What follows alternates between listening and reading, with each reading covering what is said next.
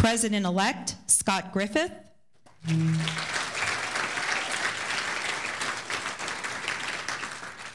Vice President Vicki Carlson.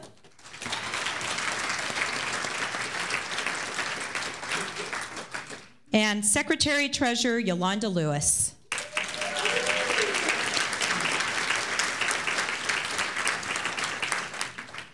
Small Court Director. I'm sorry. All right. We have our Small Court Director, our Large Court Director, and our At-Large Director. And if you could stand, Jeff Chappell, Kathy Griffin, and Dawn Palermo. Thank you.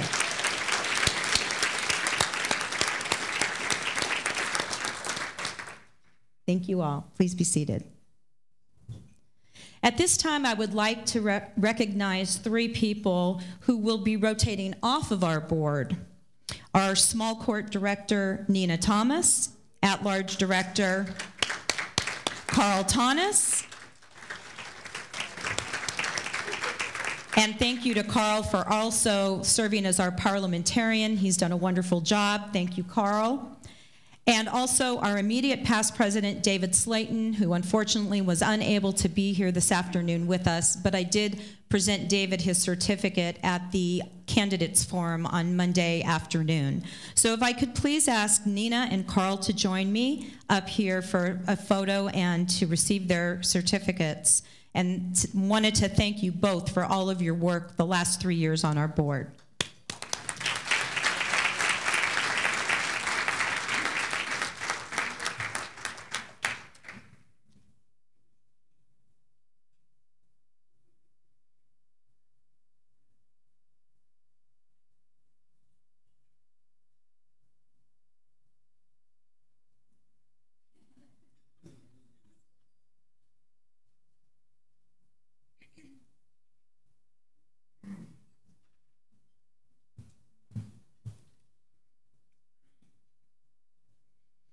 At this time, it is my distinct honor and pleasure to introduce Chief Justice Maureen O'Connor from the Supreme Court of Ohio.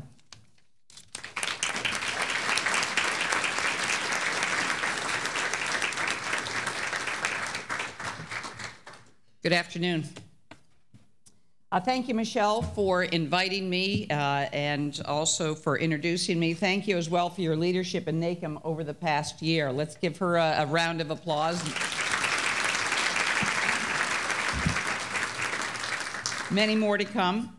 Now, I have the special honor today of administering the oath of office to the new group of NACM officers. The task is made all the more meaningful for me by the fact that one of our leaders at the Supreme Court of Ohio, Stephanie Hess, will assume the presidency of NACM for the next year.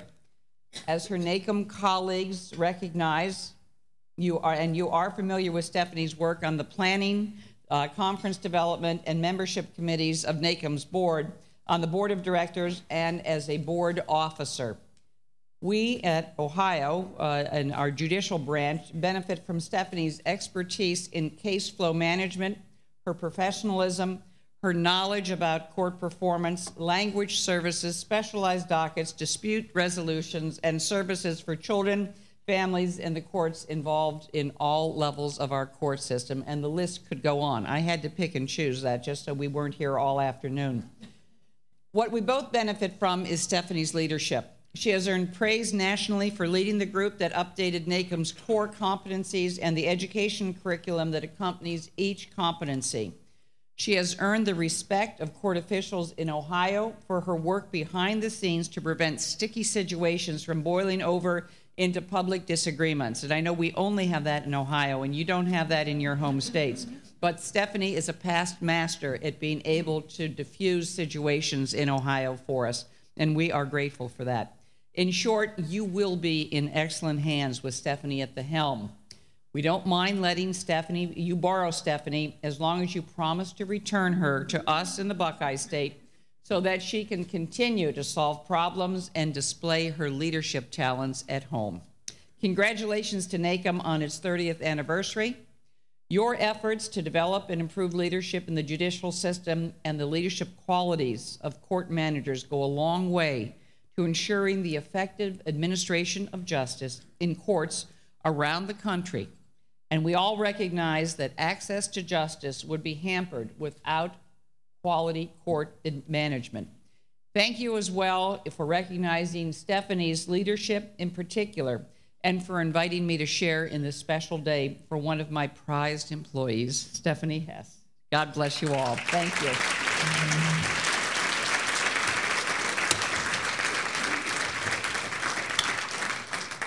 Now I have the privilege and honor of administering the oath. I'm going to administer Stephanie's oath first, and then I will administer the rest of the board members. So we'll start with Stephanie. You'll raise your right hand and repeat after me. I, Stephanie Hess, do solemnly affirm that I will support and uphold the principles of the National Association for Court Management, and that I will perform the duties of my office faithfully, impartially, and justly to the best of my ability. So help me God.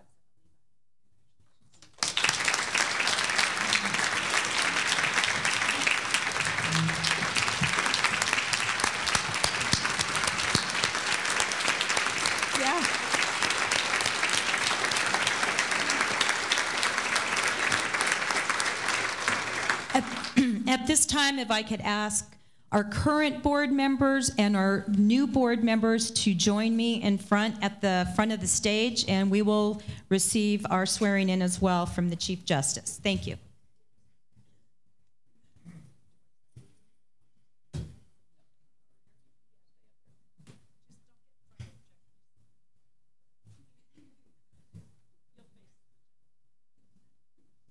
Okay, if you just face up here. This is kind of like a Mooney wedding. If you'll all raise your right hand. I state your name.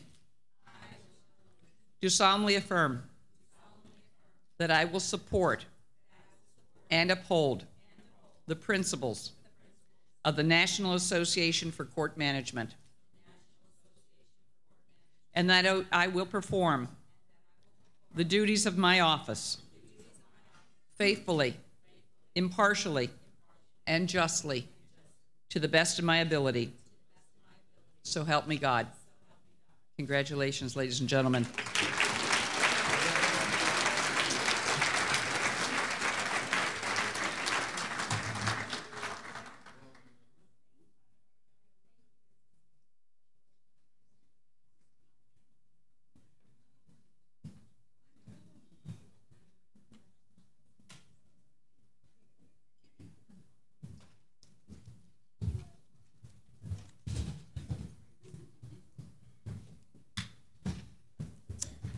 Last summer in Scottsdale, I spoke about my vision of this being a transition year for NACM, taking an introspective look at board and committee structure and developing a plan to move NACM forward into the future. The board accomplished all of that and even more. Just to highlight some of our accomplishments this year, and I'm just going to name a few because there's so many things that we have done. We established a different format for our board meetings, which allowed for more interaction and brainstorming with our board members. Some of our committee work, just to name a few things, our planning committee, now called the governance committee with our new bylaws revision, worked on and completed a new national agenda.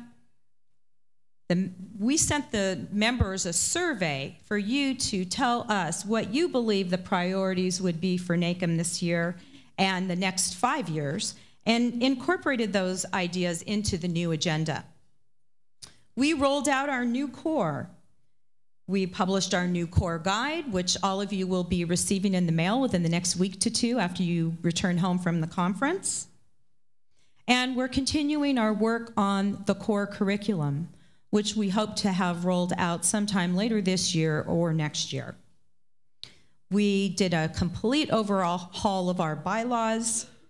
We created our own resolutions, which were passed by the membership at Monday's business meeting. Our membership committee has been working on benefits and opportunities, exploring creative ideas, taking a look at the value of NACM and what we can do to impart that value to future generations. Our Communications Committee increased our issues of our Court Express. Our digital Court Express comes out now every other month. And we have a fresher look to the Court Manager, and it will be and is available as a digital version. And they also have more of a presence now on social media, Facebook and LinkedIn and Twitter. And then last, but certainly not least with our committees, our Conference Development Committee focused on educational content, highlighting the core. Our conferences continue to offer spectacular social events, as witnessed here at Churchill Downs, and also networking opportunities for all of you. And as you experience firsthand from this conference, NACM is truly committed to excellence yesterday, today, and tomorrow. I would like to thank the officers and directors this year for their hard work and commitment. Our association staff, who we could not be so successful without them. They're so dedicated and attentive. And last but not least, without the support of my family and friends, my Los Angeles Superior Court colleagues, but most of all to my husband, Rick, for his patience and understanding. Peter Drucker stated, "The best way to predict the future is to create it." We set the stage this past year. I know Stephanie will guide us through the next steps in paving the way for a successful future. Thank you very much for allowing me to serve as NACM's 30th president. Thank you.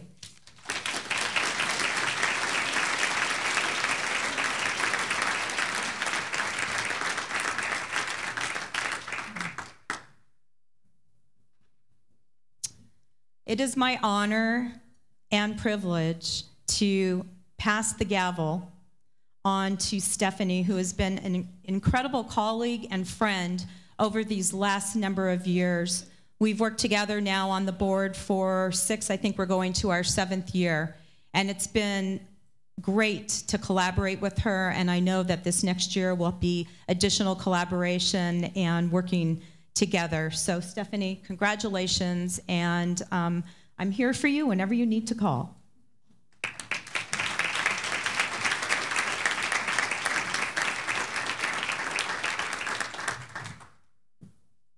I've got the gavel now. Thank you so much. It's very fitting that I'm taking office in the year that NACM celebrates its 30th anniversary, because I'm celebrating an anniversary of my own. This year I celebrated 20 years working with the court system in Ohio. I started, many of you have heard this story before, but I'll say it again because it's one of my favorites. I started as a summer intern in a small limited jurisdiction court in college, and I was the clerk that sat in the back of the room and entered all of the parking tickets into the huge docketing books. Remember those? So things have come a long way since I first stepped foot into a court and began working in the legal system. And NACM has taught me a lot, but I still always think back to that first time that I worked in the court and the years since then, learning about the true purposes of courts, learning about public trust and confidence, and I'm happy to be able to share that with all of you and the NACM membership as well. Throughout my career, there have been a number of people that have helped me along the way, and so I've got a microphone and a captive audience, so I feel the need to take an opportunity to thank some of those people. So if you could bear with me while I work down through my list. First and foremost, thank you, Chief Justice O'Connor. I appreciate your support. I don't know if you'll remember this or not, but we've had a lot of conversations about my involvement with NACM, and she's been very encouraging, and at one point along the way, she said, "I approve of your plan to take over the world." It's not quite taking over the world, but almost. It's close. And I also need to thank Mike Binger. He's our new administrative director at the Supreme Court of Ohio, as well as Steve Holland, who is our former administrative director. Both of them were very supportive of me and my endeavor and work with NACM as well. Milt Newsom is my current boss, and I couldn't do this without him. He unfortunately gets saddled with all the problems when I'm not in the office, so I apologize in advance, Milt, but thank you so much for your support. I appreciate it.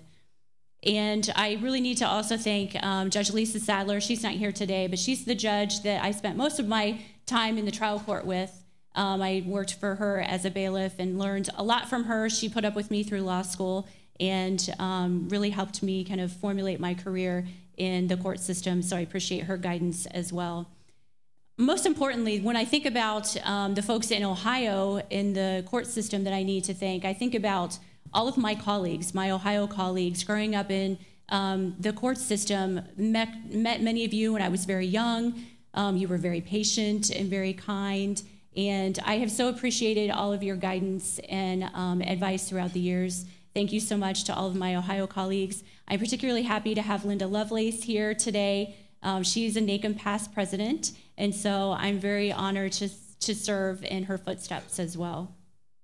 So after I think about the court system, then I think a little bit more broadly outside Ohio, the folks that have had a big influence on my life and my career. And I have to thank Mary McQueen. She has been a wonderful sounding board for me.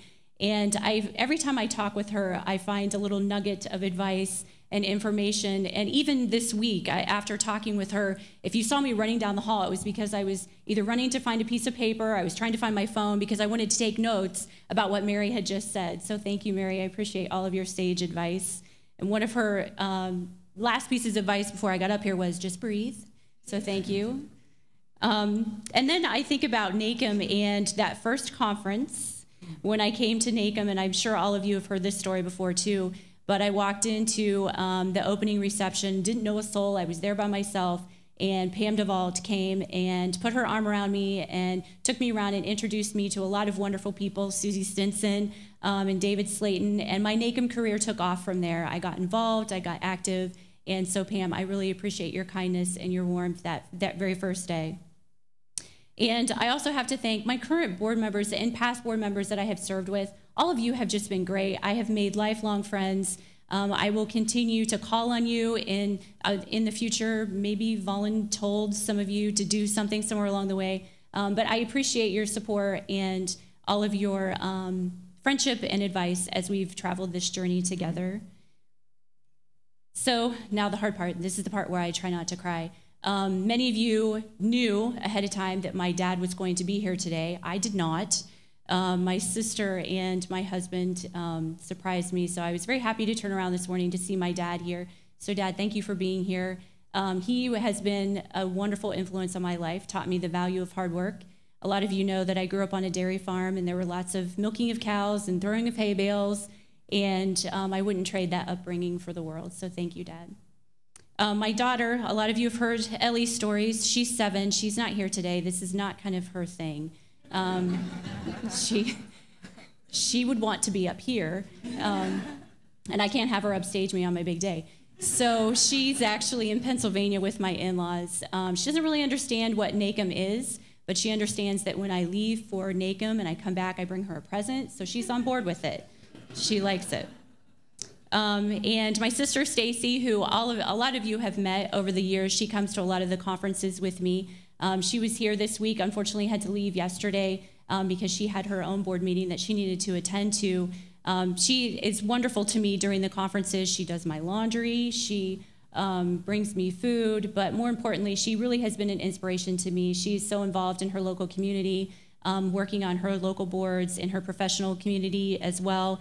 And I just really look up to what she has done, and really it has inspired me to provide or to volunteer, and NACM is a great way for me to do that as well.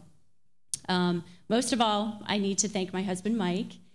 He has seamlessly been able to fold in both father and mother duties when I've been traveling. He has put up with me doing NACM work in the evenings and weekends, on vacations, and hasn't complained much at all. Maybe just a little bit. But he's been so supportive, and you know, we've had a lot of really, honest conversations about the time commitment, and the whole way he has been very supportive and has said, you need to do this. This is something that's going to be really, really special to you in the future, so you just really need to take this opportunity. So thank you, Mike. I appreciate your support. So after all of that big long list of all these people that have supported me along the way, I couldn't do any of what I have done with NACM without all of you, without my friends on the board, my friends back in my home state, and all of the members. I have been so surprised walking down the hall throughout the week this week, and so many people have stopped me to say, this is a great conference, thank you so much. We're learning a lot, this has been really great, I'm so happy to be here. So I appreciate all of that positive feedback. As Michelle said, we can't do this alone. The National Center staff has been phenomenal as always. So thank you to all of them. I really appreciate your assistance, and they make it all happen. I just kind of stand up here and talk at the microphone, really. So just thinking a little bit about NACM and the work that we have ahead of us. As Michelle mentioned, we have done so much over the last year and have been really successful as a board, but there's still a lot to do. Michelle mentioned the NACM Core. Paul DeLoche is doing a great job taking over that project, and looking forward to getting the curriculum rolled out later this year. Some of you have heard that we're thinking about, or we're starting to work on our strategic agenda.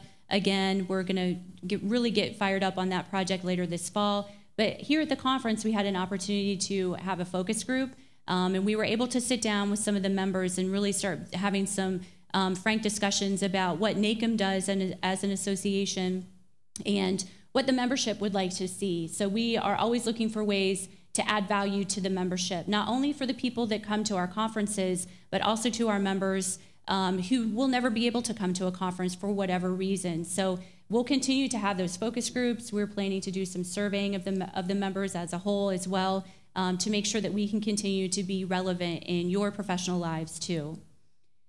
We've also done a lot of work on the national agenda, so we look forward to that rolling out as well. And coming down the pike, if those of you who haven't heard, we have our joint conference with the International Association for Court Administration in July of 2017. That'll be in Washington, D.C., so we're very, very excited about that. And Vicki Carlson and Norman Meyer have done a great job with the planning phases for that conference already, so stay tuned because there's much more to come.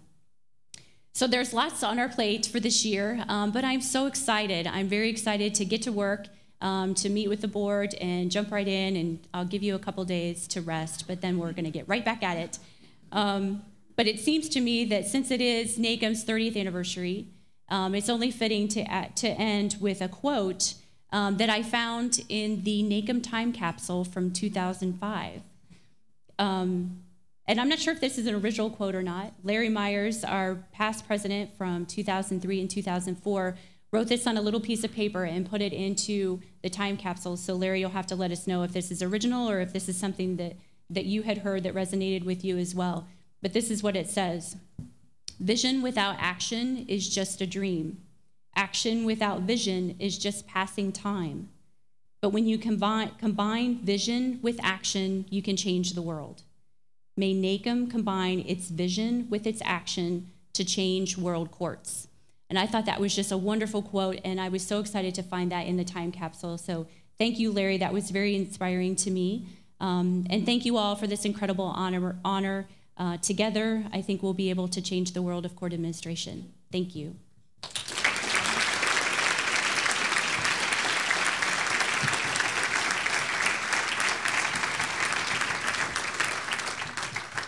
So one of my first duties as a president is to honor our outgoing president. Michelle has done a fantastic job with the board this year. I appreciate her friendship and her leadership over the years, and I do have a little gift for her. It's small. She and I both share the love of small things that are sparkly, and we also love shopping. So I'll give this to Michelle, and then she can open it when she has a moment. You can if you want. Thank you. You won't be able to see it because it's small.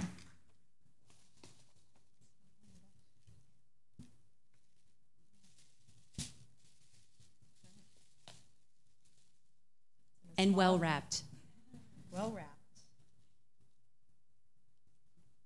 Oh my goodness. It's a necklace. It's got the scales of justice, and on the back it says NACM President.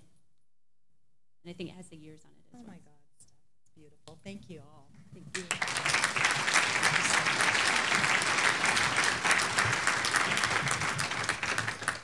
So So with that, I think our business meeting is adjourned. I don't believe there's any additional business, so we will stand adjourned.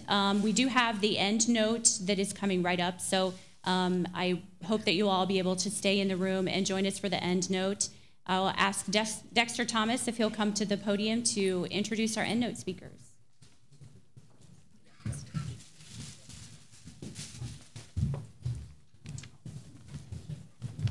Good afternoon, everyone. Our end note has two dynamic speakers who are going to moderate the session for you. First, we have Janet Cornell. She's from Arizona. She's currently a national consultant on court issues and court topics. And along with Janet Cornell, we have Sarah Brown Clark from Youngstown, Ohio, who's the clerk of court. And both of them will moderate the session right now. So, ladies.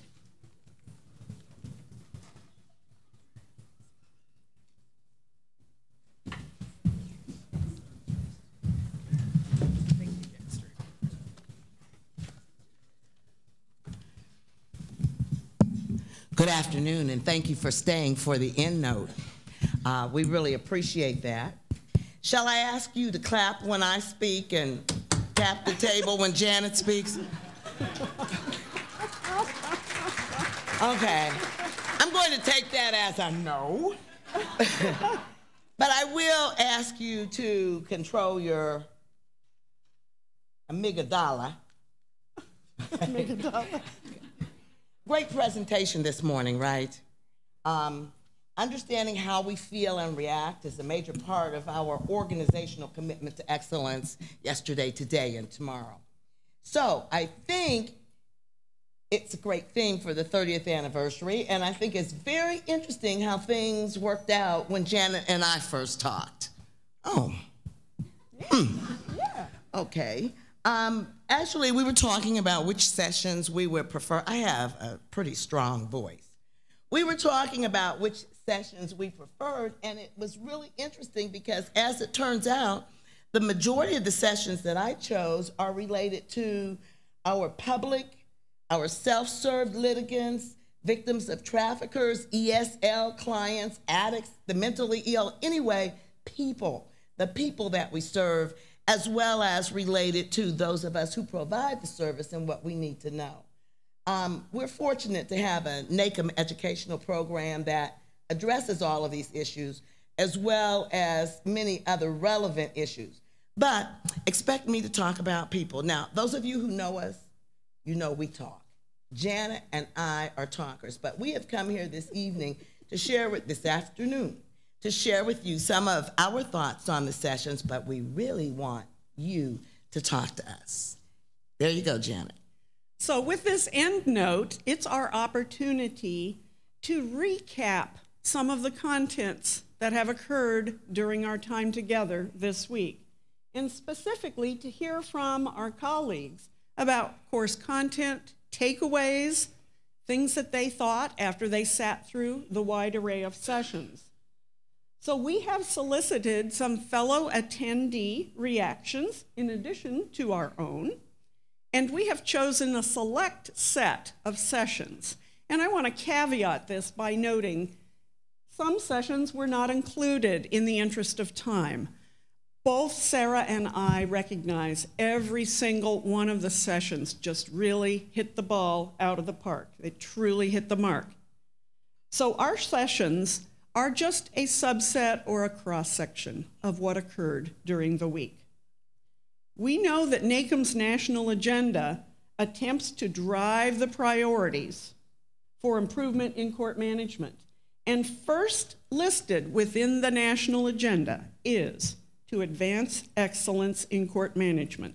That is what we've been about this week.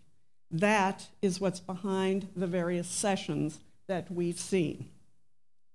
As Sarah mentioned, the theme of the conference is committed to excellence yesterday, today, and tomorrow. Let us begin then with a quick recap from some of our selected sessions. And as I noted, we have chosen some individuals who've agreed to be taped on video, and we also have some folks in the audience that we will call upon. So let's start with our first session, which was ethical intelligence If you'll think way back to Monday morning, we had the ethics guy here, Bruce Weinstein, and to share his observations of that particular session, I'd like to introduce our video of Rowdy Batchelor from Fairfax, Virginia, and he is the records manager there. So let's hear from Rowdy. Generally, we all serve our courts or our clerks of courts in an administrative capacity, and we're tasked with this dual responsibility of maintaining our high ethical standards and also providing excellent customer service. On a daily basis, we all have interactions with the public, and it's safe to assume that they're going to associate those interactions with our court systems as a whole. My takeaways from the class, one, the easiest way to bring joy and satisfaction to self is through helping others.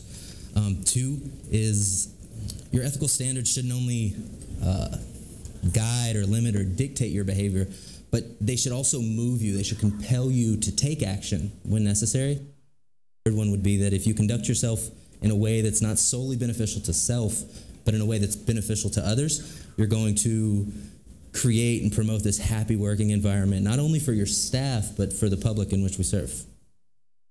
Well, Janet, you had a session.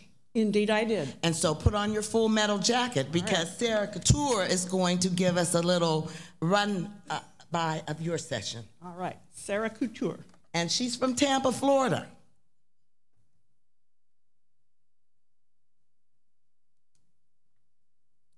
So my takeaway was it really forced me to look at the type of leader I want to be. I'm not currently in a court leadership position per se, but I want to be. So it challenged me to really look at the leaders that I have had and the traits and qualities they had that I want to incorporate someday as a court leader, and the challenges that that brings due to environment, different personalities around you. And I learned some suggestions, some of different ways to achieve the type of leader I want to be. Sounds like you were successful, Janet. Thank Good you. takeaways. Thank you. I went to a phenomenal session, not just because he's from Ohio, but Judge Herbert in his trafficking session urged us to shift our paradigm.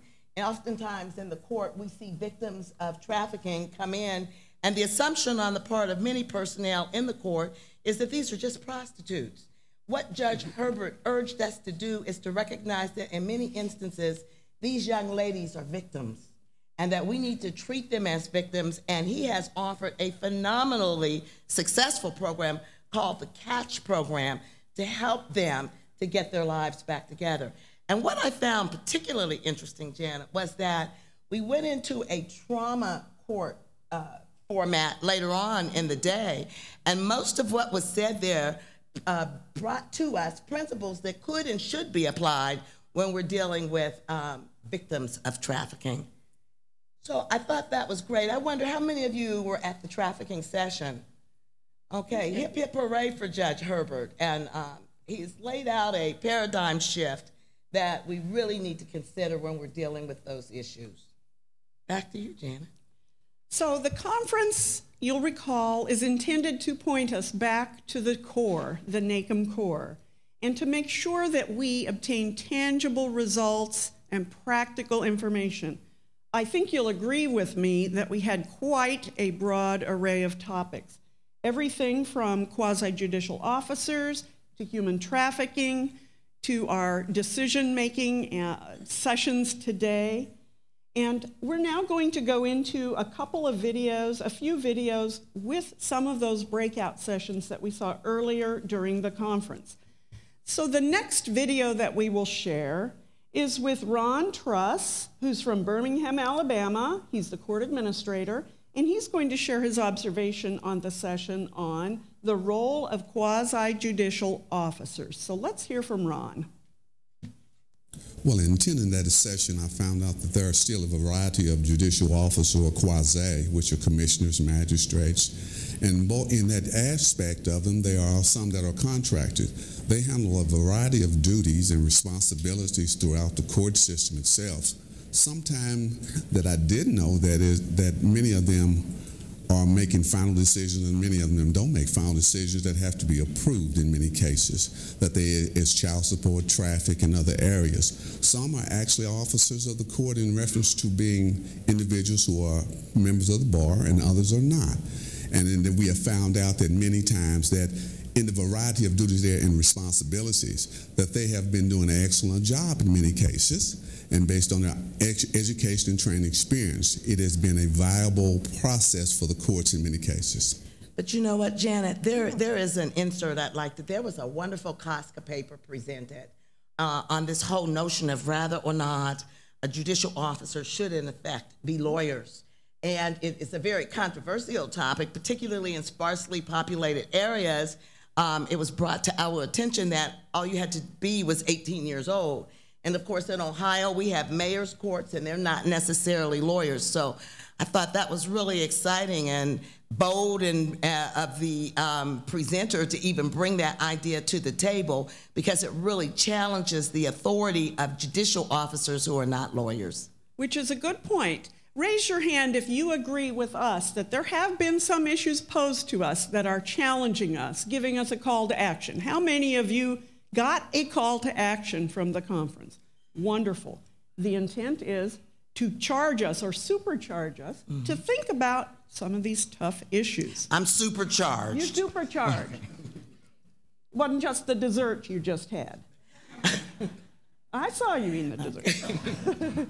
So our next video, we are very blessed at this conference to have individuals attending from other countries and traveling long distances to be here. We have such an individual who has traveled from Guam to be here. And I'm pleased to introduce the next video, which is on the juvenile court data sharing, a case study session. And we'll hear from Danielle Rossetti, who's the clerk of the court in Guam. My initial observation from the session was that we shared kind of something in common with our jurisdiction, and that was the challenge of juvenile data sharing. We are at a crossroad in our jurisdiction of doing a juvenile justice reform, and one of the challenges we are seeing is sharing the data among the different non-judicial agencies. I think it was very helpful from the presentation in the session to observe how this jurisdiction had that challenge with the data sharing and followed the core competency model of using a strategic plan to develop a juvenile justice sharing module to overcome that challenge. And the end goal obviously was, one is in treating the juvenile and in rehabilitating our youth that come before our courts to make them whole, and without the shared knowledge from the other agencies outside of the courts, that has been very difficult, I'm sure, in many other jurisdictions, but it was great to see how they were able to present the lessons learned, some of the challenges they had, and in using the core competency model of strategic planning, it really worked for that jurisdiction. So we've heard from Danielle about both validating challenges and opportunities in her own court and using the lessons learned to go back and apply things learned at this conference. And we heard from Ron about learning some new aspects of the use of quasi-judicial officers. That just refocuses us on the purpose of our NACM conferences. Next up, we profile a session on making the case for judicial tools. And our commenter on this one is Cindy DeNovo from Delaware, Ohio. And she is the clerk of the court. So let's hear from Cindy. Well, this is something that the judges at the court, Delaware court, and I have been talking about, and I found it interesting that there are a lot of places around that are looking at this, and it is a tool that's needed for the judges. For years, we've had the clerk's case management software application, but we didn't go into the judicial side of it. And we're trying to go to a paperless court. In order to do so, the judges are going to have to be technologically advanced to get this done. So interestingly, one of the key points that was brought out is don't use the judge who has the most technological experience. Use the ones who don't, because they're going to be a better key or flow for that. And we have a judge that is more technologically advanced than the other. So it was very interesting to hear that part. So that's one thing I'm going to take back. And I know the judges are excited for for this to happen, but it's got to be developed.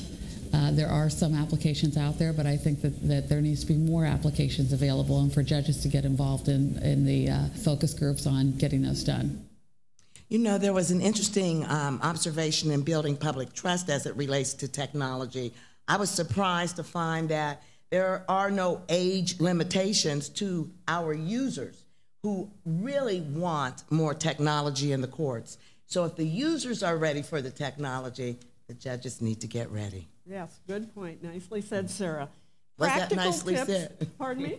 Was that nicely said? That was nicely said.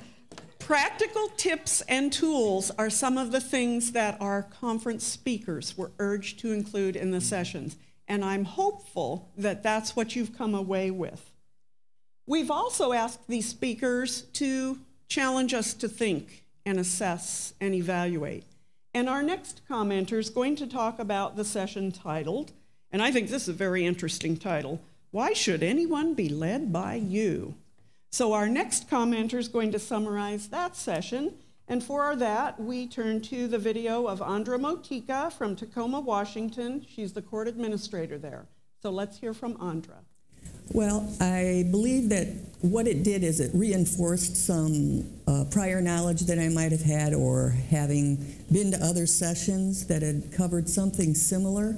Again, it kind of went over the 4 styles of leadership. There's personal leadership, there's situational leadership, relationship leadership, and problem-solving leadership. Perhaps one of the most important things to learn from the session is that people want to be led by the person and not the position.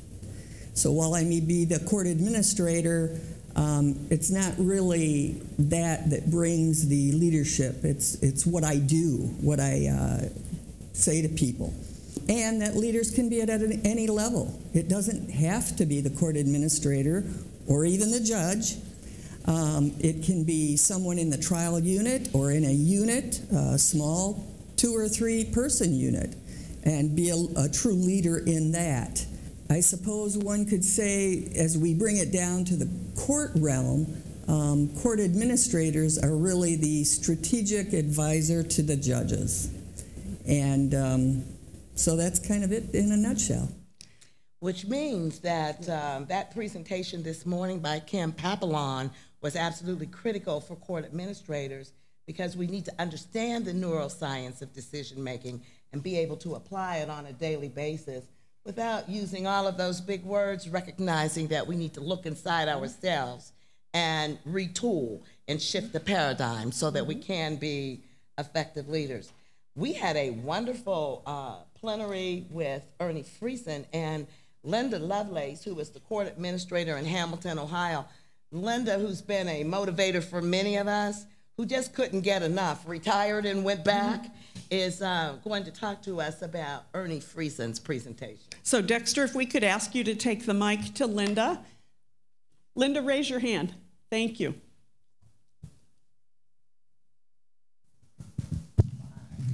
While he's making his way back there, I would be remiss if I didn't mention again that Linda is also a former president of NACM. That's right. Ohio. Go Ohio. All right. I did have the pleasure of reporting on Ernie Friesen's piece, and Ernie has been in court administration for years and years, and as we all know, we very fondly call him the guru of court administration. And Ernie, I felt, did an excellent job in weaving together the conference theme. He started out by giving us a history lesson, talking about how court management came into existence, and that was very moving for me. But then he went on to present challenges to us to actually continue to work on improving ourselves, continue to be a part of NACM and help NACM be strong. and also to step up into leadership positions, both at NACM and back in our home states, and continue to take the profession of court management to a new level. If we stay stagnant, then we're not going to move forward. And those were my takeaways from Ernie's talk. And you know, it moves right into a session, rebuilding the public trust in the courts, because what we found out is that we continue to get negative feedback, and it was suggested to us by these presenters in this workshop that it ebbs and flows. I was thinking to myself as they were speaking that it's pretty important for us to also monitor ourselves and be sure that we're providing the public service that we have been entrusted to provide. It became clear that 72% are satisfied with the courts. But the question that came up in the session was, can we disaggregate the data? Can we find out if people are responding to the clerk's office, to the judicial process, to the lawyers? What component of the court are these negative responses being directed towards so that we can specifically focus on those areas and improve? And for me, keying off that, some of these sessions directly challenged me. Think a little deeper about ethics. Revisit and think about the governance and the relationships and the roles. And then today's session with Kimberly, boy, put a microscope on what I'm thinking, what I'm sensing, what I'm assuming. Take some personal responsibility. That was a key point I got. And having also attended that session on rebuilding the trust, we have a way to go, and we need to rethink our path on how to go. So it brought it all together for me. I agree, and with Kimberly's session this morning too, and we'll hear about that one again in a moment. And obviously, the people who scheduled these educational sessions did an outstanding job. Yes, and some of you faculty members are still in the audience, so thank you for challenging us. Now, one of the aspects of the operation of our courts is specialty courts and specialty services. And the next session that we want to look at in terms of comments was the one on building sustainable mental health courts. Performance-based standards, some key things there. Sustainable, don't just create it and have it as a pilot that quietly dies away. How do you sustain it? So to hear on this session, we want to hear from Lori Tyak from Columbus, Ohio. She's the clerk of the court. I really enjoyed the Building Sustainable Mental Health Court session. We talked a lot about data and how making sure that the data that's being collected is the same across the board. There are a lot of strategies for mental health courts nationwide, and one of the issues is just being able to collect the data, making sure that they're tracking those defendants and clients throughout the process, and ensuring the credible data at the end of the whole thing. So it's just a matter of collecting data and being able to examine and analyze the information that's being collected to prove that it is something that should be sustainable in the future. You know, that was another piece that came up in trafficking, that in fact, sometimes mental health issues are a factor in the victimization of young women in sexual trafficking. So it kind of linked in. We need to be able to serve the entire person, perhaps develop a system within the courts for comprehensive service delivery so that we can assist people out of the courts and into a normal life.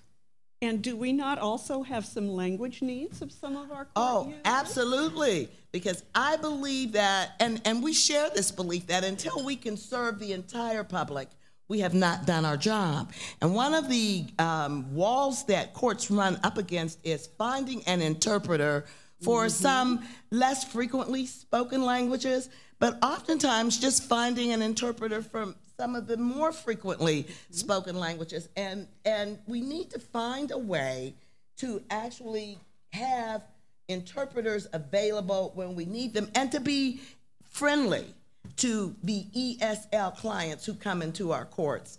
I know that oftentimes it's difficult, but we can't transfer our frustration with the difficulty of finding interpreters onto the client who needs an interpreter, because we want them to feel that we are willing to help them in the courts.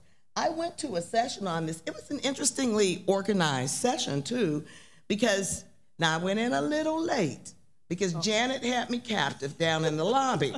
But what they did in that session was divide the people into groups, and they were dealing with various aspects of providing interpreters. And I found it to be extremely interesting, particularly that there are going to be virtual interpreters. And one of the issues that we run into with interpreters in the training process is someone will say, well, yes, I speak Spanish or I speak Japanese. Yes, they do, but they don't know the court vernacular. And so we can't count on them to get an accurate translation. One of the things that came out in this session was credentialing and testing interpreters and not making it so difficult that people can't pass the test, providing opportunities for them to retake the test. Because, ladies and gentlemen, we need access to a wide range of interpreters in our courts in order to meet the needs of our public. So we've heard a bit about specialized court mental health services. We've heard about language access and use of lesser used language interpreters. What about self-represented litigants? Well, we had a session on self-represented litigants, didn't we? So the session was titled Re-engineering to Better Serve the Self-Represented Litigant, the Key to Increasing Efficiency and Effectiveness. Several words in there. Re-engineering, better serve, efficiency, and effectiveness. That's a powerful topic and challenge for us. We had Matthew Pendy from Columbus, Ohio. He's the Criminal and Traffic Director. We had him comment on this session. There was a lot of learning points with Renee and Michael. You know, Renee talked about using University of Pittsburgh and Duquesne University to streamline the effort. And she used it in the domestic relations mainly. That was pretty interesting to see how it evolved. Michael was from Bronx, New York, and his information was phenomenal. They had a one-stop shop. Their goal was to help everyone within under an hour. They averaged 600 people every day. The biggest takeaways from his were that they started some elder abuse information that was really phenomenal to hear by using video arraignments at home for these people, and also started a pilot for domestic violence, which is spread throughout the entire state. So it really, I think, is the future of where courts need to go. And I think if everyone can get on board with this, I think it can reduce staff time for things that we do without giving too much legal advice. A lot of frustration with pro se litigants, particularly in the clerk's office. They want to represent themselves. They've read the material. The language that we use in the courts is a foreign language to them, and we are not allowed to assist them. When I asked about disaggregating the data, I think that one of the places that we can disaggregate is in the pro se litigation area, because I think that one of the things that we will find is that there's an extremely high frustration level there, and we've got to figure out how we can do something to make it easier. How many of your courts are struggling with self-represented pro se litigants? How many of your courts? I would bet every one of our courts. Mm-hmm. And those people feel handicapped. I mean, they want to represent themselves, but they feel handicapped because oftentimes they feel that the perception of the court is that they are not worthy of the same consideration that would be given to someone with a lawyer. So we've got to work on that. Now, not to worry that this is weighing too heavily on us. Yesterday, there was a session on the link between happiness and excellence. Now we should play that song, Happy. That's right. We should have had that queued up. Happy by Pharrell. Okay, so yesterday was a very busy day. We had vendors. We had committee meetings. We had networking opportunities. Nevertheless, our conference planners found a way to intersperse some educational sessions So what I'd like to do is call upon Christine Watts to comment, and Dexter, she's seated right over there. Raise your hand, Christine. Christine is from McMinnville, Oregon. She's the senior court clerk, and she attended the session on the link between happiness and excellence. So Christine, tell us what you got. Well, I think for me personally, I left there being reminded that happiness is a conscious choice and an effort, and it's an ongoing effort. And from the time your feet hit the floor in the morning, you basically decide for yourself how your day is gonna go. She used some pet peeve example, and I'll just share mine with you real quick. It's when I unload the dishwasher the night before, and then I come down in the morning, and my 17-year-old and my 12-year-old sons leave their dishes in the sink when an empty dishwasher is not even 2 feet away. I could choose to get really upset about that, but I don't want to start my day like that, so let it go. And that way you have that type of like mindset and frame of mind when you get to work. And even though you can't make everybody happy or keep them happy, it starts with you. And so you have the positive language, you have the positive reinforcement, and it's contagious at that point. So that's really what I took away from it. It's just a really good reminder, and I think it's a great reminder for everybody. Reminders, validation, call to action. We have a choice. Janet, I wonder if there's anyone in here who doesn't need to work. If you don't need your job, please stand up right now. If you don't need your job? I'm sitting down. Oh, okay. Rick was going to stand up. Okay. I asked that. Your job. Okay, your boss is watching. I asked that question because my philosophy is this. Most of us need a job. We need to work. And as a manager, as an employer, because my staff serves at the pleasure of the clerk, I try to create a pleasant working environment. That doesn't mean that you skip out on your work, but I try to create a pleasant working environment because I want to be in a pleasant working environment. And I think that's a takeaway from that. Mm-hmm. Stuff happens, my friends. At home, on the way to work, at work, stuff happens. Stuff is a substitute for another word that oftentimes gets used there. And we can't bring it into the workplace and create drama for people in the workplace. Create a positive workplace, and I promise you, you will get a positive output. Great lead-in to our plenary speaker this morning, where we have some tunes going on in our heads, don't we? Yeah. We have some things programmed in. And this morning we heard from Kimberly Papillon, both in the plenary and then in a follow-on breakout. And to kind of share observations with us from this session, we've asked Randall Soderquist from Elko, Nevada. And where's Dexter? Randall's up here, Dexter. Run, Dexter, run. Yeah. Randall's the court administrator. And as a caveat to Randall's report out, we all heard Kimberly's very direct challenge to us, right? So let's hear what Randall's takeaways were from both the plenary and the breakout sessions that you attended today. Well, I was able a few years ago at the NACM conference to go to Kimberly's session, and it was very, very insightful and unnerving, honestly. And the things that were covered there are things that have stayed with me since then. And so when I saw that she was going to be a keynote speaker, I was very excited about that. And she certainly didn't let us down. It was very, very impactful to hear what she was saying. And it's hard because fairness and impartiality are basic tenets of the judicial system. And so as members of the court system and people that make sure that the court system is working well, those are things that are near and dear to our hearts, and it can be very, very painful to consider the possibility that there could be things going on in the background of our minds that might undermine those tenets. In fact, there was a comment that I heard a while ago after Kimberly had made another presentation at a different location, and the comment was, I sustain an objection for relevance.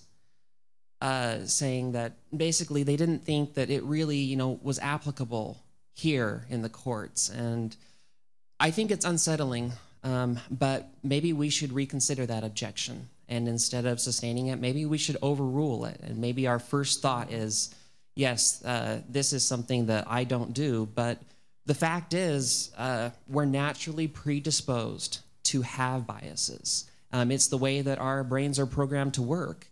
When she said that there are 40 frames per second that our conscious mind is processing, and then there are 1.4 million, or excuse me, 1.2 million frames that our unconscious mind or subconscious mind is processing, you know, it's very likely that those have an effect on us, and we need to be cognizant of that as we go forward. Thank you, Randall. Wow, that was a good summary. Thank you, Randall.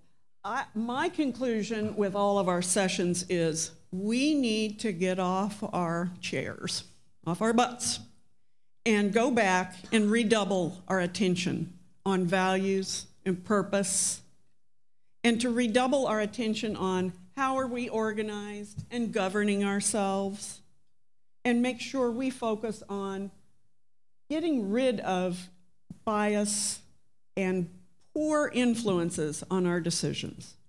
Now, we have a little bit of time left. We would like to hear if there's anyone else who would like to comment or react to sessions during the conference. Is there anyone out there who would like to share some observations?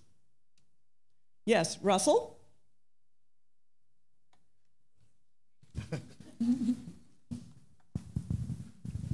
Good afternoon.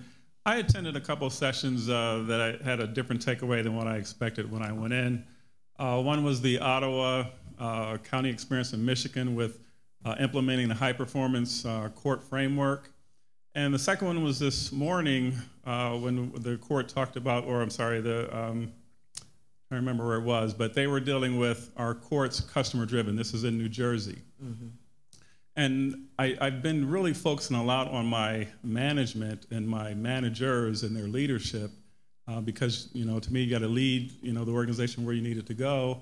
And yet, some of the key pieces in both of these sessions talked about when you're delivering service, you're really doing that with your frontline folks. And it's them who should also be a part of the development and the execution of some of those solutions. And they're pretty much a critical part of trying to make sure you're doing things right. It's not just the leadership, it's your frontline staff that you need to engage. Thank you. Russell is the court administrator in Cleveland, Ohio. Another colleague. Yes. Nice. Let's scan the audience. Is there anyone else who'd like to share a comment or an observation? Okay, then I'll share my final one. All right. Was someone hesitating to stand? I'm a creature of habit, and I'm the first to admit that. And I don't always embrace change, but I do recognize the need for change. And I share that with you because I think that when we come to these conferences, we should come wide open, sponge-like, absorbing things that we can take back and implement in our courts, recognizing as we do so that change is not always easy, but it can be a good thing as we try to improve our public image of the courts. Wonderful. Nice takeaway, Sarah. So my challenge to you is when you go home from this conference and you open your mail and receive the latest NACM guide on the core in practice, a guide to strengthen court professionals through application, use, and implementation, you indeed will challenge yourself, your staff, your justice partners to think about public trust and confidence in your courts. What are the purposes of our courts? And how are we doing on such competencies as case flow management and workforce management and budget and fiscal, etc.? And lastly, how are we taking things we've learned and shared and implementing leadership and planning strategically and improving our governance? Let me conclude our time by offering thanks to you, our attendees, for sticking with us and being here at this end session. Thanks to our special partners with the National Conference of Metropolitan Courts who have joined us for this conference. Appreciation also for those who've traveled long distances from other locations and other countries. I also want to offer appreciation for the State Justice Institute for underwriting the video and the technology. And for those who are watching us on streaming, what was the count? 462? 432? Well, maybe it's 462 by now. Again, the special partnership we've had in this conference with the Metro Courts individuals. We will see you at our next conference, right? And the next conference, the mid-year, is February 14th to 16th in, is it Mobile? Mobile, Alabama. Mobile, Alabama. And we'll also see you at our next annual conference, Pittsburgh, PA, July 10 through 14, 2016. Thank you so much for your attendance. Thanks everyone who made the conference a reality. And we appreciate you being here. And Janet?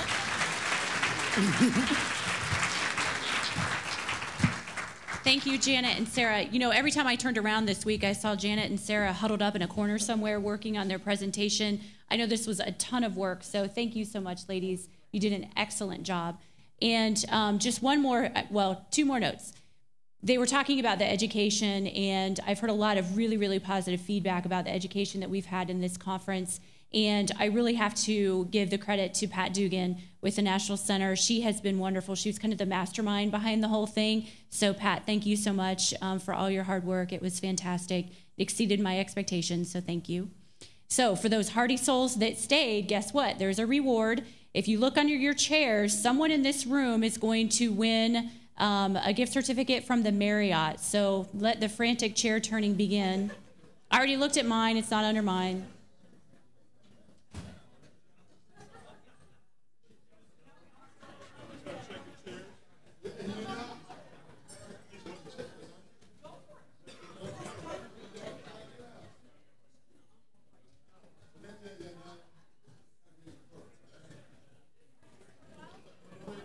It'll say you win, I think, right, Lori? Lori, it'll say you win? Or you won? Anyone? It's a sticker that says you won. Yay, we found it. We've got our winner. Congratulations. Thank you all for coming.